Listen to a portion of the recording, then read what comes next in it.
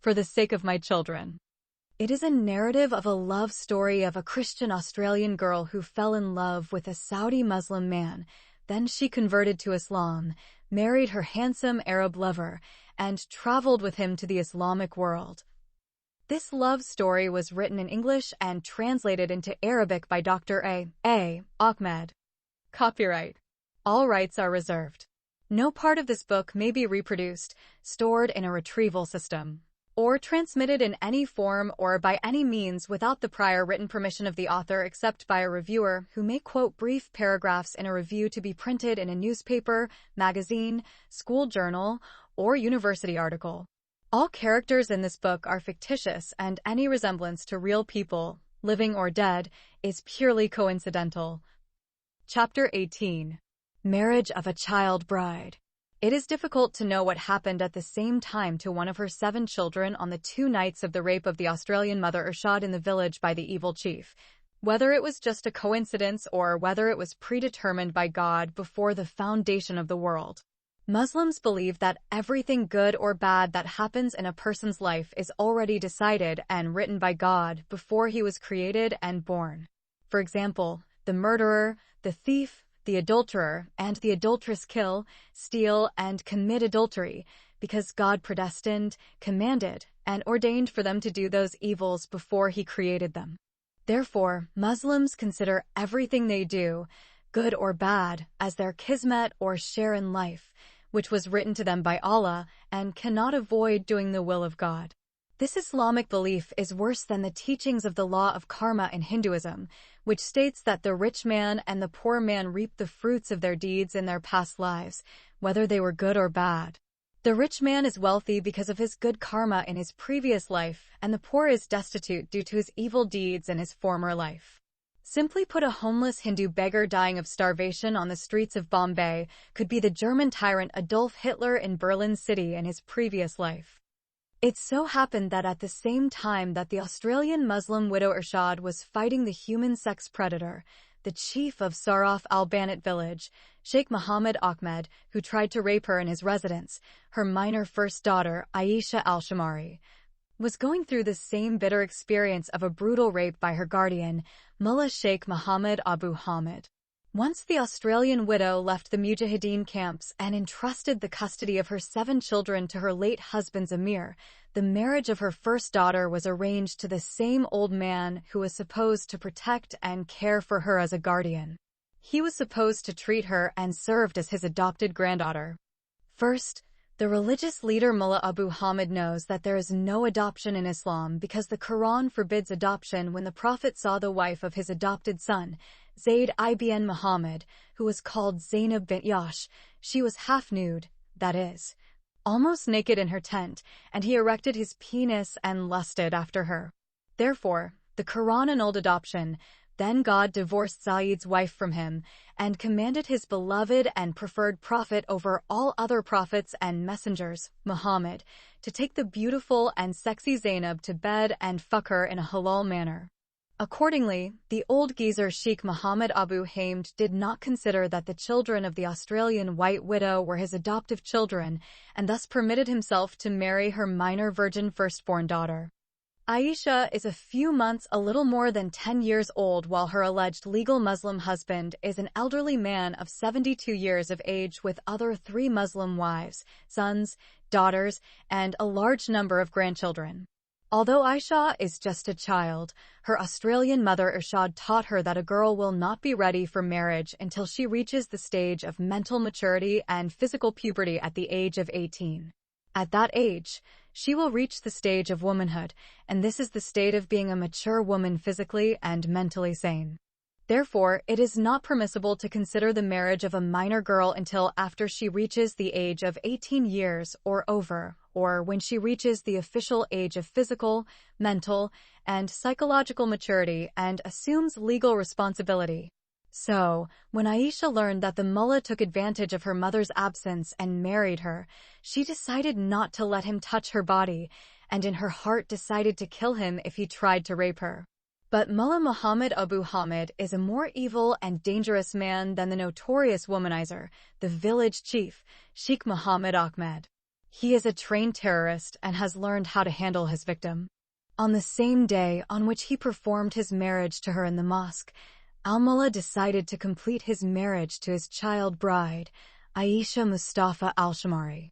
The dirty old man decided to rape the 10-year-old underage girl under the pretext of the Islamic halal marriage of female children based on the example of the Prophet Muhammad with his child bride Aisha, who was 6 years old when he married and became 9 when he began to rape her. Before consummating his marriage with his child's fourth wife, the old Hag groom sent some elderly Afghani women for his new bride, and these sorcerers informed the little girl that she had married. According to the Holy Quran of God and the blessed Sunnah of his messenger, their blessed leader, Mullah Muhammad Abu Hamid. Aisha got angry and told them that no one has the right to marry her until she is 18 years old, and she must choose who she wants to marry.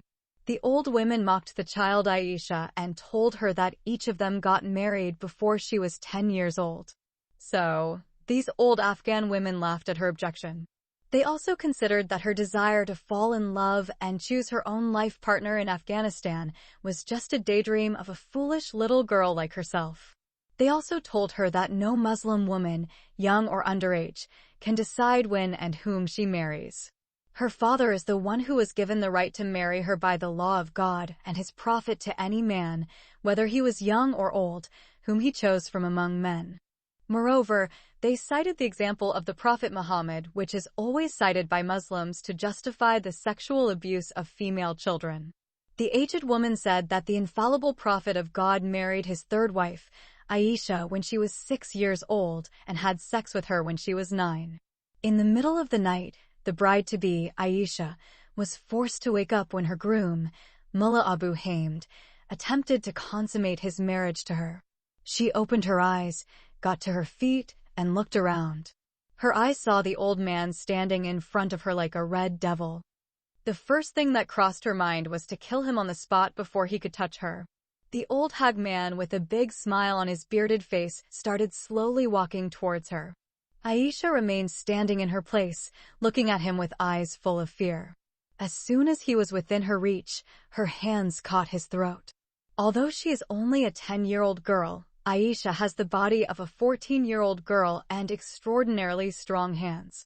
The old man struggled to free his throat, but his efforts were in vain. Aisha continued to grip the old goat's throat. He started kicking and hitting her body, but she wouldn't let go of his throat. The struggle continued until they both fell to the ground inside the tent. The old man fell, and she was on top of him.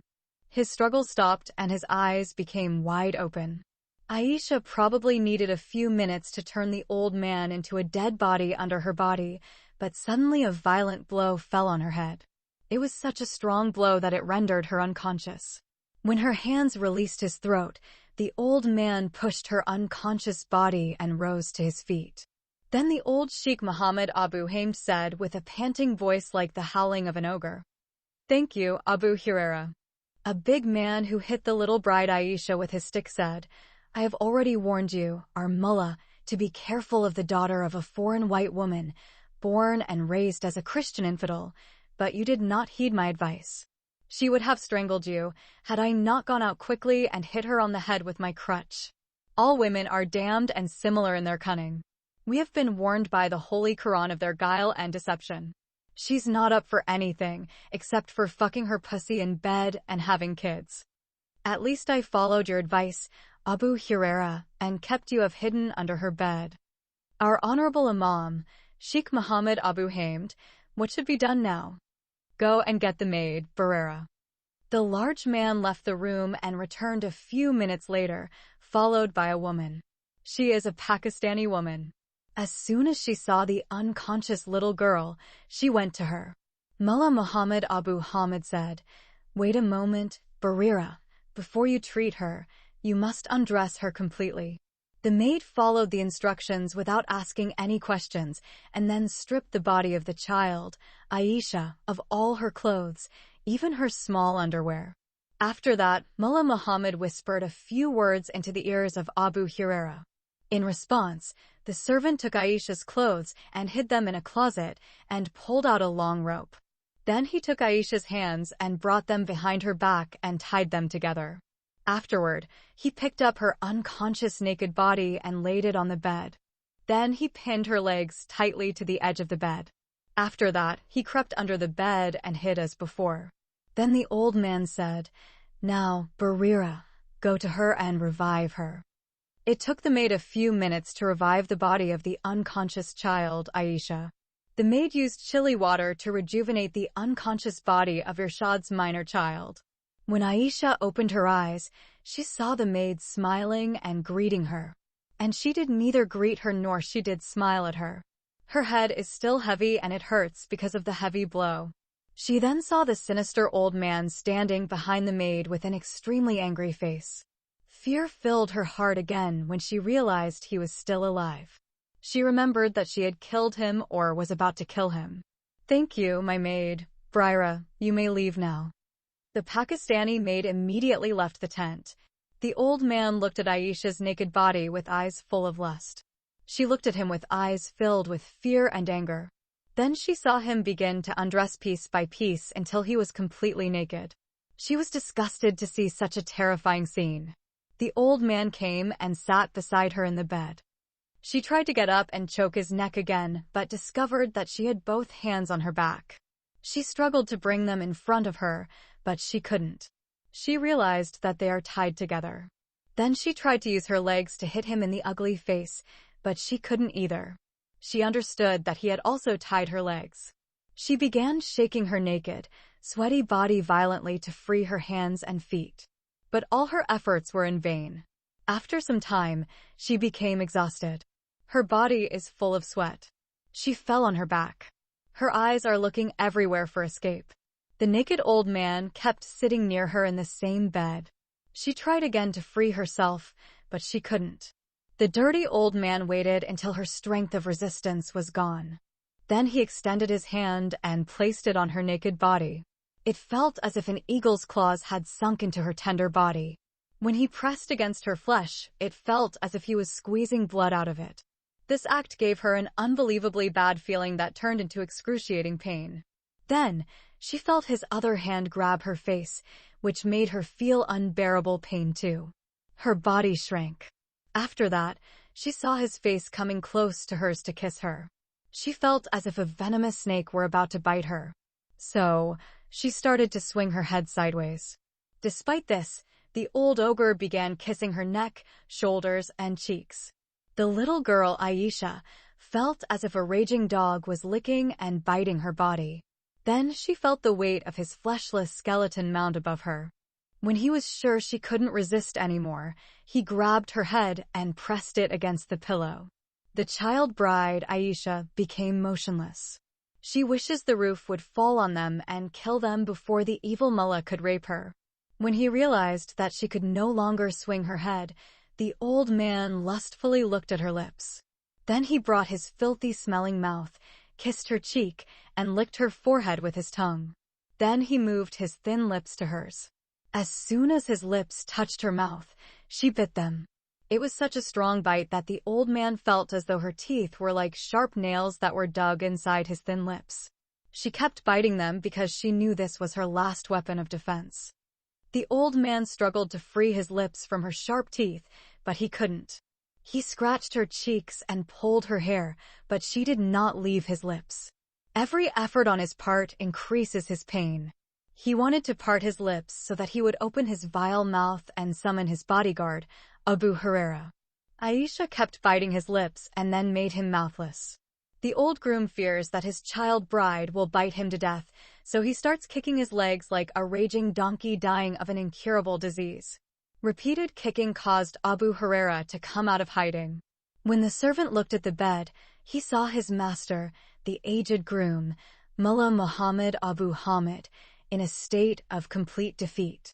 The child bride, Aisha, bites the elderly groom, Muhammad, as if she were a hungry child, grabbing her mother's breast and beginning to suck milk from it. But the evil old man, Muhammad, felt her like a vampire sucking blood from his mouth. As a result, the terrorist Abu Huraira hit the child bride on the head again with his big stick. As a result, The child, Aisha, fainted again. Although the lips of the pedophile Muhammad were freed, he could not move. Thus, Abu Huraira lifted him from the bed and stretched his body to the floor. After that, he ran outside and called the maid.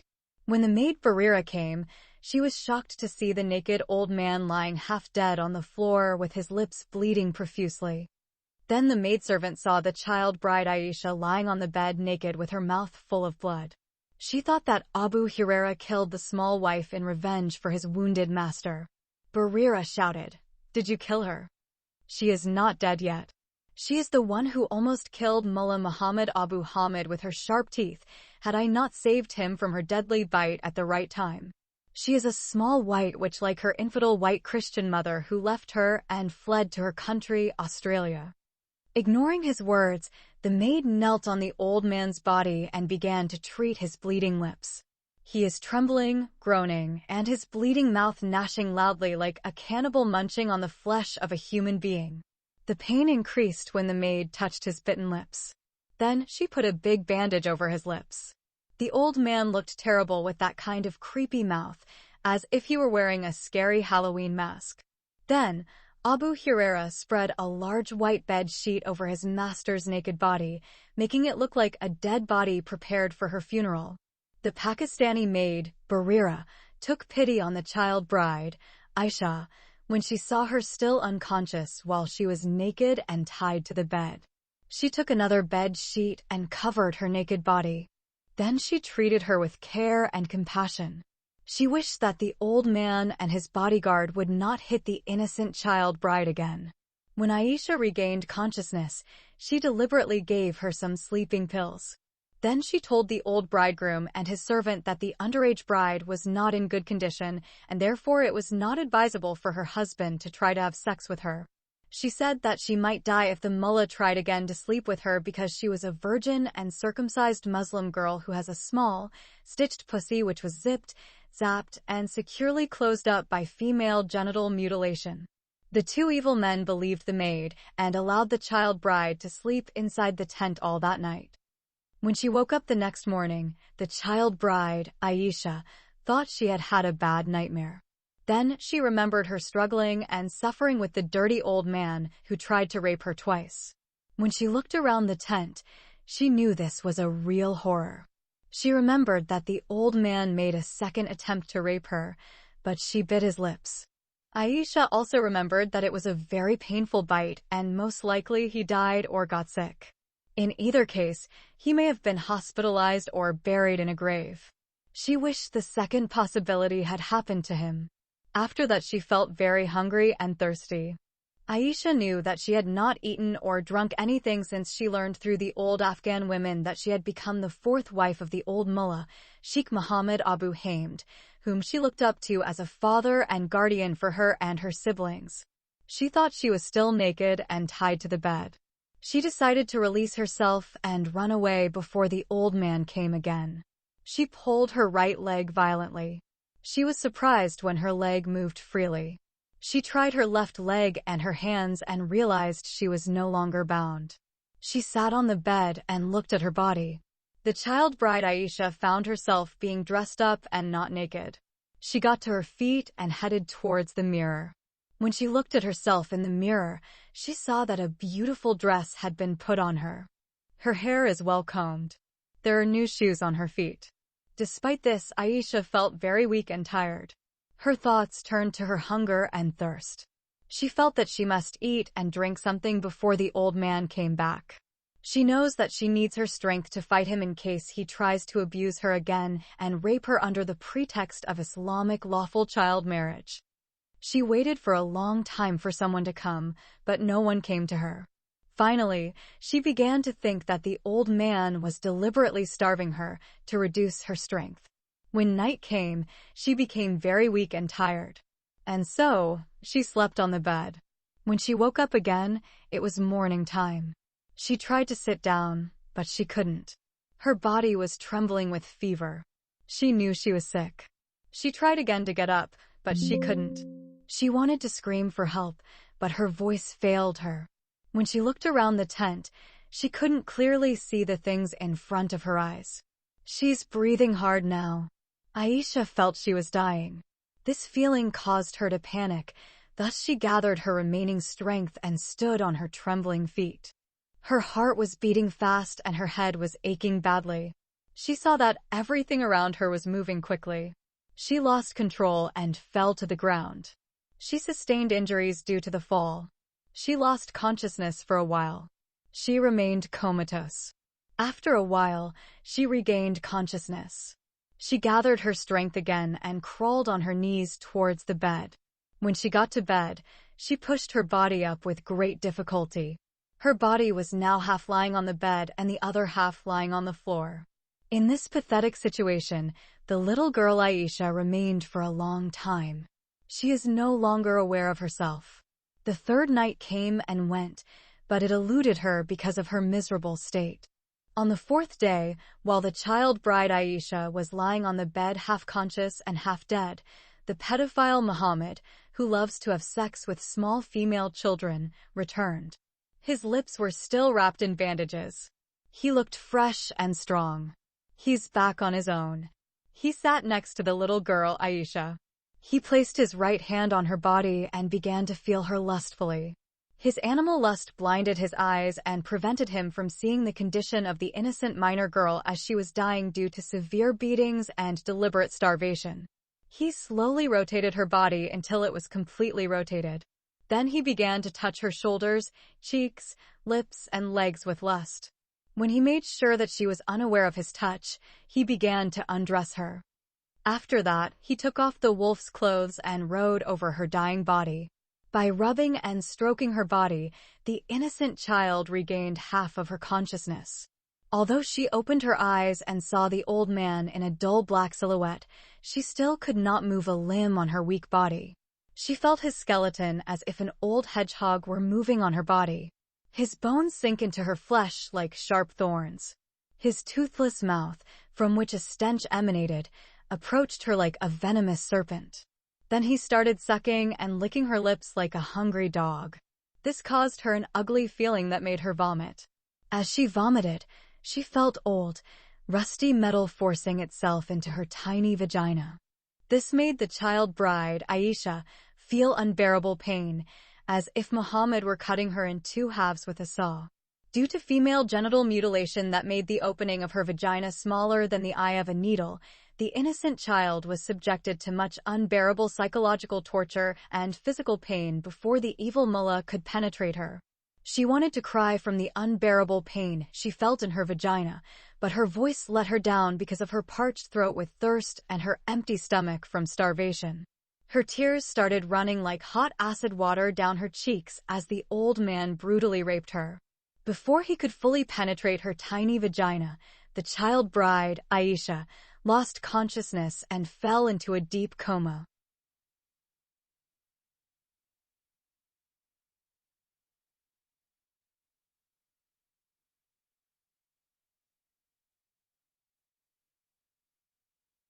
Chapter 19. She is cast inside awful scary dungeon. The Afghan police took this so-called murderous white bitch, the evil witch, and the unclean Christian infidel, the Australian widow Irshad, from the village inhabited by demons of rape and death to the city of Kandahar and detained her in a confinement of dark room. When the suspected woman, Irshad al-Shamari, entered the darkened room, she could not see anything around her. Her eyes are not yet used to seeing in the dark. However, her other senses gave her an idea of what was inside that dark room. First, her nose transmitted to her the most unpleasant odor she had ever inhaled in her life. It is a combination of the stench of urine, feces, stool, vomiting, sweating, and bad breath. Her stomach reacted immediately and she vomited everything she ate in the house of her rapist in the village of Shurif al-Banat. When there was nothing left in her stomach to vomit, she began to feel nauseous. After that, her ears began to hear snoring, moaning, crying, and gnashing of teeth. Then her innate intelligence revealed to her that there were some living beings who shared the dark place where she had been cast. But whether they were people, animals, or ghosts, she couldn't tell. To protect herself from those invisible creatures, Irshad remained motionless. After some time, Tired and weak, she sat down slowly and carefully. Then she folded her legs together. She hesitated to stretch her legs and touch one of the inmates of that dark cell for fear of one of the ghosts feeling humiliated, attacking her, killing her, and then eating her raw flesh like a cannibal. Then she took out her handkerchief and put it in her nose and mouth to protect herself from this deadly pestilence of the pungent smell. Irshad sat on her feet and hugged her legs for a long time. Her face rests on her knees. Of course, such a situation is not comfortable for her. Whenever she felt pain in her feet or legs, she stood for a while and then sat down. She understood that she had to spend her first night in that dark room, standing and sitting. However, her physical pain is nothing compared to the psychological torture she has been subjected to since her arrest in the village. She still did not fully believe that she had been saved from those barbarians who wanted to kill her for having done no crime other than to protect herself from being raped by that evil chief. Irshad's mind kept remembering those 2 terrifying nights she spent fighting against that terrorist human beast. Those painful memories kept popping up over and over on her mind screen like a horror movie. Even her fight with her captors inside the shrine wasn't so terrible compared to her fight with that evil womanizer. Another thing also tormented the mind of the Australian widow, fearing that she would be sentenced to death for killing Sheikh Muhammad Ahmed, the head of the village. What will happen to her 7 children if she is executed? All these thoughts have been tormenting her mind and heart ever since she was rescued by the police and placed under arrest. The policeman gave her an old woman's Islamic dress and ordered her to clothe and hide her nakedness because she was completely naked when they rescued her from her assailants. The Australian woman was placed in that darkened room at midnight. She spent the first 3 hours struggling with her physical and psychological torture. She still has 3 hours before dawn breaks. She began to fall asleep due to her lack of sleep during those painful nights spent in the dark shrine and residence of the evil village chief. She tried hard to resist falling asleep. Irshad is afraid of the dire consequences of sleeping in such a dark room. However, she was overcome by drowsiness and physical fatigue. She was dozing off but kept waking up in a growl now and then. At around 6 o'clock in the morning, the imprisoned widowed Australian woman woke up from her painful sleep. She opened her eyes wide enough to see where she was being held and who was with her. When she saw the occupants of that dark room, she wished that they were stray animals, mad people, or ghosts, and not ordinary humans like herself. They do not differ much in their outward appearance from animals and beasts. Their faces, eyes, and bodies have not been washed and are full of dirt, sweat, and mud. Their eyes are yellow in color, and their hairs have not been combed properly. Their clothes are also full of dirt and torn. Some of them are wearing dirty rags. All these creatures are women. The pretty blonde Australian woman saw herself as a colorful butterfly or a white lotus flower that had suddenly grown in the midst of mud and dirt. Early morning sunshine revealed her such horrible faces. Irshad became so terrified by their miserable circumstances. As she looked at them in fear and terror, she saw that some of them were doing incredible things before her eyes that only stray animals can do in the open. Some of them urinated, others vomited, and some did unspeakably horribly dirty things. The Australian foreign woman, Irshad, closed her eyes and started crying. She couldn't believe that humans would degrade to such a low level. She wished she had died and gone instead of being imprisoned in such a filthy place. Hours passed one after another like centuries. Morning came and went, and noon came dragging its tail behind it. Noontime is the worst time of the day. The cell had no windows. Therefore, it is getting hotter and hotter as the noon continues to grow. The stench intensified terribly. Hell's inmates sweat terribly. Their dirty bodies emit an odor similar to that of decomposing corpses of unburied dead people. In such miserable conditions, the white woman remained imprisoned and spent the morning, noon, and evening. The night is much better for her than the day, for the darkness of the night hid from her eyes the wretched faces of the captive women. At around 4 p.m., the Australian widow, Irshad Al-Shamari, began to feel the hunger pangs. Her hunger made her notice some strange phenomena of the women of hell. Until she became very hungry, Irshad never saw any of the Inferno's inmates eat food or drink water. It seems not one of the inhabitants of hell has gone hungry or thirsty since the time the Australian woman was thrown in when she was half dead. Therefore, she is amazed at their ability to survive without those important necessities of human existence. And Irshad wondered if these women had been put into that dark, bottomless pit to die of hunger and thirst. Her suspicions are confirmed by the faces stricken with hunger and thirst for each other. But she would rather die of starvation than eat or drink in such a filthy place, dirtier than any public toilet in the densely populated city of Kandahar.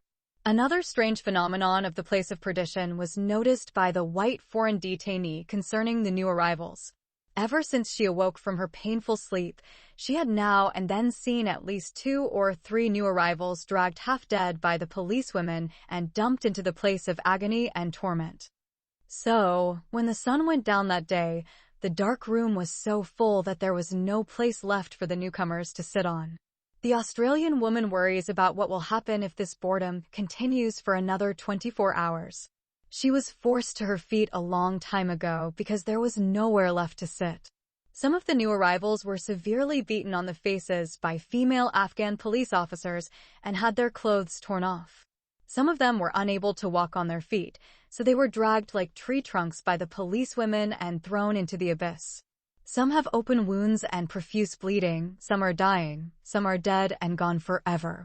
The white woman was shocked to see such seriously injured female detainees not being sent to the hospital, but instead being thrown into the overcrowded women's lockup. Even her body is full of cuts and bruises from her deadly fights with her rapist and the brutal beatings of those who wanted to stone her to death.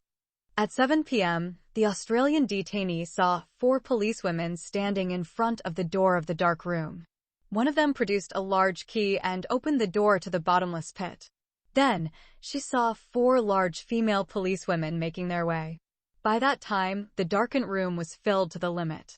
To allow the huge policewomen to enter, the inhabitants of the Black Chasm had to band together. These detainees, like the white Australian woman who happened to be near the wall, were crushed against the concrete wall.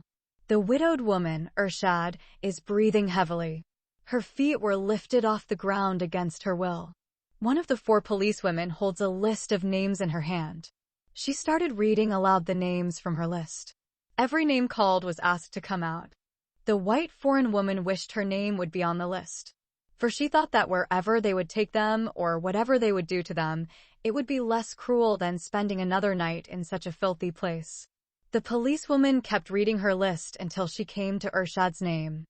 "Yes, ma'am," shouted the Australian detainee Irshad Al-Shamari. "Come here," another policewoman shouted. Irshad made her way with great difficulty. While she was leaving, she heard another policewoman shouting at her, saying, "Wait a moment." Irshad stopped and turned her face slowly towards the 4 policewomen. When she stood in front of them and took a closer look at their faces and bodies, she thought they were men in women's clothing. Irshad has never seen women like those who look like men. The 4 giant women have big faces, big noses, big ears, big mouths, big lips, big hands, big legs, big heads, big breasts, and incredibly massive bodies. If it weren't for their watermelon breasts, the Australian women might have mistaken them for policemen. "Are you the white foreigner who was arrested in the village of Shuraf al-Banat?" asked the biggest policewoman. Irshad replied, "Yes, I am, ma'am."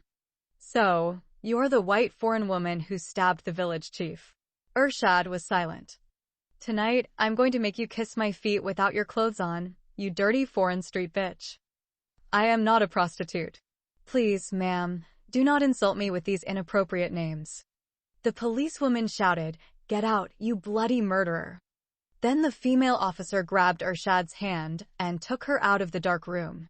Then, she shoved her into a police wagon. She sat near her. The deeply frightened foreign white woman knew that the angry Afghani policewoman meant evil to her, and this realization frightened her to death. So, she started trembling with fear, horror, and panic. When Irshad got on the police wagon, she found that it was already crowded with the occupants brought from the dark room, which is like a bottomless pit.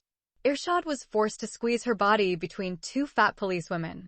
The carriage left as soon as the white foreign detainee entered it. It emerged from the police station into the crowded streets of Kandahar city. The white woman has never been arrested before in Afghanistan, and therefore has no idea where they will take her and what they will do to her except that the four big policewomen harbor evil for them. The circumstances in which the detained Australian white mother Irshad found herself did not allow her to think much about her 7 children. Meanwhile, the village chief, Sheikh Muhammad Ahmed, was kept in the intensive care unit for 3 days before he was moved from critical condition to stable condition. A week later, he was discharged from the hospital. Instead of being arrested for attempting to rape the foreign white woman, he was allowed to go free and return to Shuraf al-Banat village as a great hero. He was received in his village with celebration and women singing with tambourines. The village elders slaughtered many cows and sheep, and the women prepared a big feast as a sign of dignity or karama with delicious Afghani dishes. Then all the inhabitants of the village were invited to free meals. So, the notorious polygamist, rapist, and womanizer was treated like a triumphant hero returning from a deadly war against an infidel Christian woman, while his rape victim was sentenced to be stoned to death by the elders and thrown behind bars by the police for defending herself against her rapist. The Australian widow, Irshad al-Shamari, was imprisoned for 6 months in the most dangerous and filthy prison in Afghanistan. It is a maximum security prison called Kandahar Central Prison for rebellious Muslim women. In fact, it's not even a prison. It is a heavily secured area where the worst female criminals are imprisoned and hanged, beheaded, or stoned to death for adultery, prostitution, and murder. It did not have rooms or cells. It also has no dormitories. The female prisoners do not have a roof over their heads and therefore must somehow protect themselves from the scorching sun in the summer and the rain during the fall. They use their own clothing to protect their heads from the intense heat during the day and their bodies from the freezing cold at night. Besides, they must protect themselves from scorpions and snakes. Flies, mosquitoes, and lizards are the least of the many problems they have to face every day and every night. All these hardships are nothing compared to the imprisoned human beasts that the alien white woman has to fight to survive in the prison. If the prisoner could not fight for her food, she would starve to death. The law of nature, survival of the fittest, and the principle of Islamic jihad warfare, might is right, and there is no difference between evil and good, are the only sayings that apply to life in Kandahar Central Women's Prison.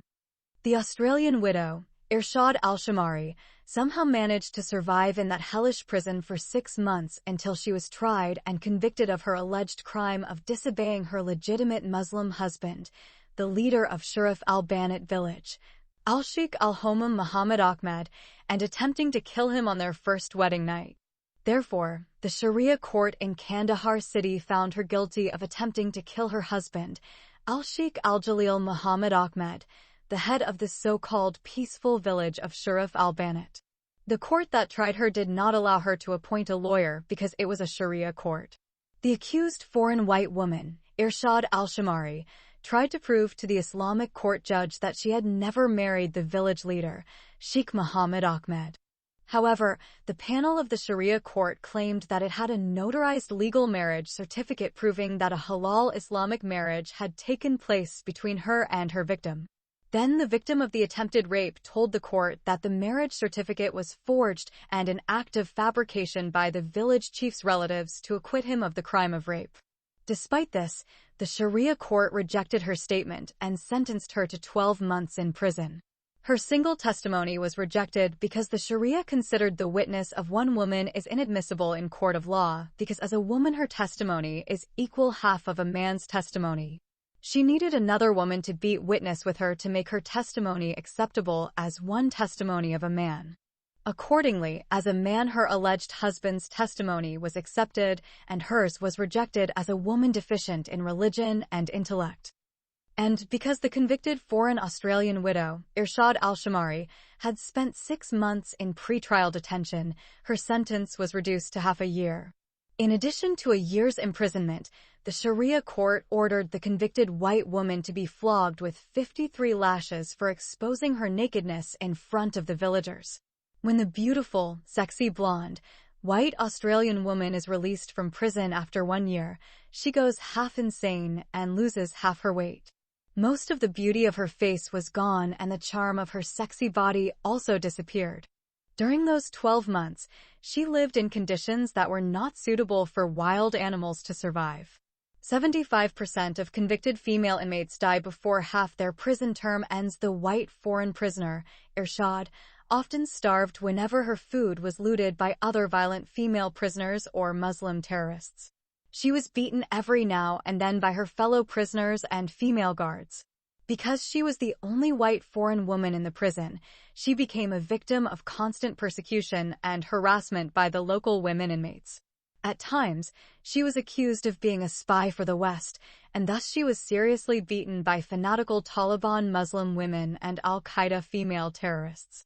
She was called by very insulting names such as the infidel Christian, the unclean foreign woman, the uncircumcised woman, the white witch, the dirty bitch, the street prostitute, the unpurified adulteress, and the like of other obscene abuses that are often used against Westerners in the Muslim world.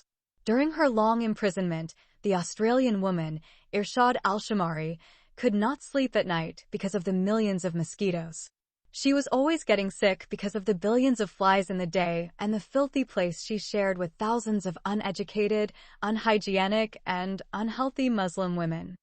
It is a great divine miracle that the white Australian prisoner, Irshad Al-Shamari, was able to live and survive in that death concentration prison until she was released and became a free woman again.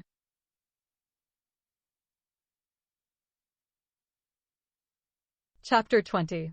The Guardian of Children Who Has Become a Wolf. During her imprisonment, the Australian mother, Irshad Al-Shamari, was thinking day and night about her 7 children. She never expected that she would be away from them for more than a few days or 2 weeks.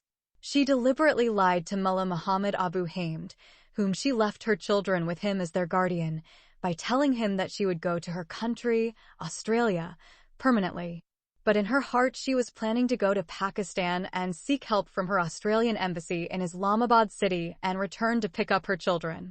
She thought her embassy would accept her application and issue Australian passports, foreign visas, and free airline tickets for her and her 7 children. When her embassy rejected her request, the Australian widow decided to return to those detention camps in Afghanistan and marry Mullah Abu Muhammad Hamid. She decided to marry an old geezer of her grandfather's age in order to live with her children. Unfortunately, troubles with 2 of her captors at the Holy Mountain Shrine and an evil usurper in the village altered the course of her plan and separated her from her young, loved ones for over 12 months. During this long time, her 7 children were turned into slaves and beggars by their caretaker and guardian, who became a humanoid wolf and began devouring them.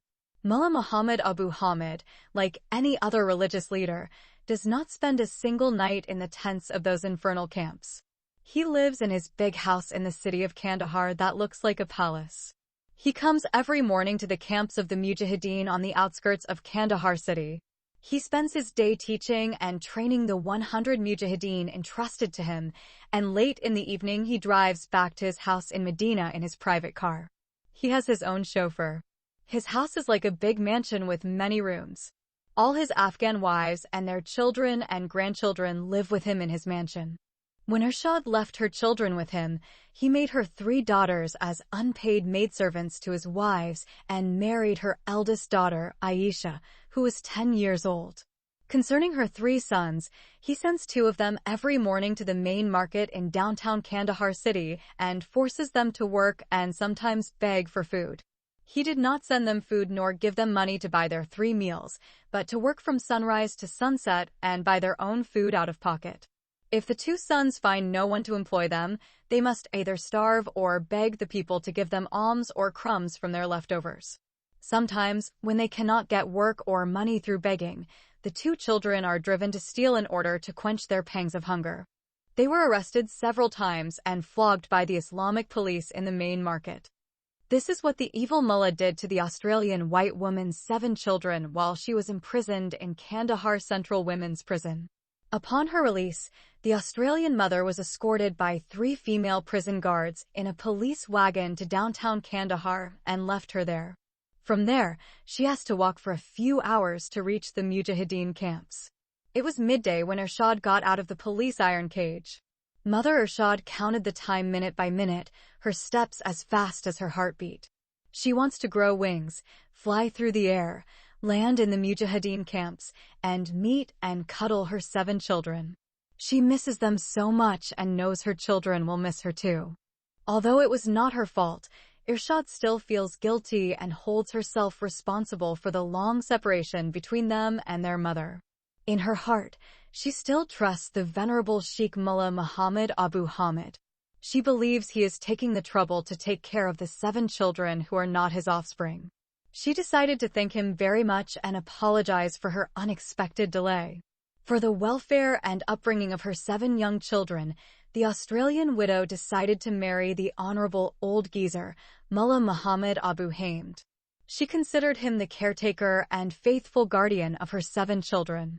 So, she does not want to separate her children from the man who has become their adoptive father and spiritual guardian and will soon be husband to their beloved mother, who loves them more than herself. Anyway, the freed white female prisoner, the Australian widow Irshad Al-Shamari, arrived at the Mujahideen camps in the late afternoon. She was sweating terribly and feeling as if she walked through the valley of shadow of death to reach those concentration death camps where she was imprisoned for 5 years with her late Saudi husband and their 7 children. The Australian white mother did not see any major changes that occurred in her long absence from the death camps. Everything is the same and everyone is the same, with the same dirty environment, the same miserable people. Every male terrorist is fully armed, even if he is a child, and every female is exploited as a sex slave and abused, even female children. The only noticeable change she finds is that her old tent, which she used to live in with her 7 children as dolls in a toy box, is now occupied by another Muslim family. When she inquired about her 3 sons and 4 daughters, she was told that they live in the city with their guardian, the virtuous Imam Mullah Muhammad Abu Hamid. Then the foreign white widow looked for the mullah until she found him in the training ground. As soon as Prince Abu Hamid saw her, his bearded face revealed that he was annoyed to see the white woman, Irshad Al-Shamari, once again standing in front of his desk in his office. Then the Australian foreign lady respectfully greeted him and apologized for the delay, which was caused by unforeseen circumstances and beyond her control. She decided not to tell anyone about her suffering in the village of Sharif al-Banat and her imprisonment in Kandahar city. At first, the evil mullah tried to convince the white foreign mother to forget her 7 Muslim children and go to her native country, Australia. Irshad strongly rejected this advice and demanded custody of her 7 children. She told him that she would rather die than leave her children and travel home alone.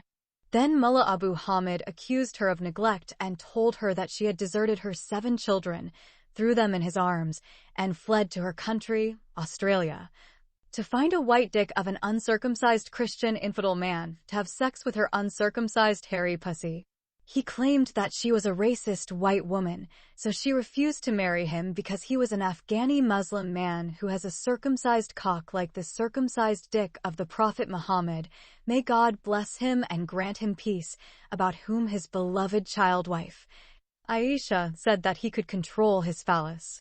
When Mullah accused her of racism, abandonment, desertion of her 7 children, and escaping to her motherland for selfish and lustful motives, the Australian woman was forced to reveal her problems in the cursed village Sharif al-Banat with its notorious womanizer chief and her imprisonment in the infernal Kandahar women's prison. Then the dirty pedophile old man who loves to have sex with female children reminded the white mother, Irshad, of the letter of her late Saudi husband, the gallant martyr Mustafa, in which he wrote that if his Australian widow wanted to live in the Mujahideen camps, she should marry a devout Muslim man. Her late husband had nominated him to be the guardian of his 7 Muslim children and a husband to his white wife. But in no uncertain terms, she should not be allowed to remove his 7 Muslim children from the Mujahideen camps and take them to live among the Christian infidels in Australia. Therefore, the mullah told her that she could not be allowed to have custody of her children back and remain in the camps unless she agreed to marry a devout kicker of the Mujahideen. The evil leader predicted that the racist white foreign woman would not agree to marry any Afghan Taliban terrorist, even if he were the last man in the world. Therefore, he wanted to dissuade her and make her flee again and return to her Western homeland. Despite this, the Australian mother refused to follow the words of Mullah Muhammad Abu Hamid and demanded custody of her children. When the evil man refused to return the 7 children to her as their mother, Irshad sought the intervention and assistance of another Mullah Amir leader who is higher in rank than Imam Muhammad Abu Hamid.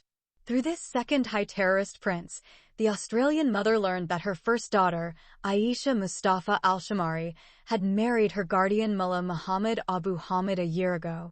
With regard to her 6 other Muslim children, the elder mullah decided that the white foreign mother could regain custody of her children because Islam forbids adopting them through Prince Mullah Muhammad Abu Hamid. He then advised that the widow, Irshad, try to find a devout Muslim man and marry him.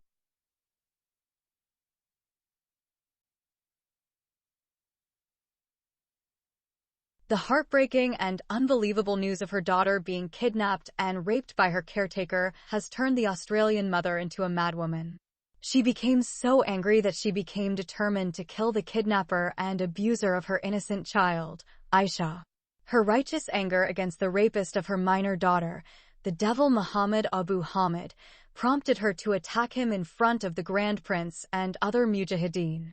Her anger doubled when she learned that he had married her 10-year-old daughter when he was a 70-year-old geezer. She grabbed his long beard and started hitting and kicking him with all her might. She described him as a kidnapper, rapist, and child molester. When the other Mujahideen got over the shock, they detained the angry white mother and forcibly separated her from the old Mullah Abu Iblis Hamid. Despite this, the angry white woman continued to fight back, calling the abuser of her child bad names and accusing him of not being a good Muslim.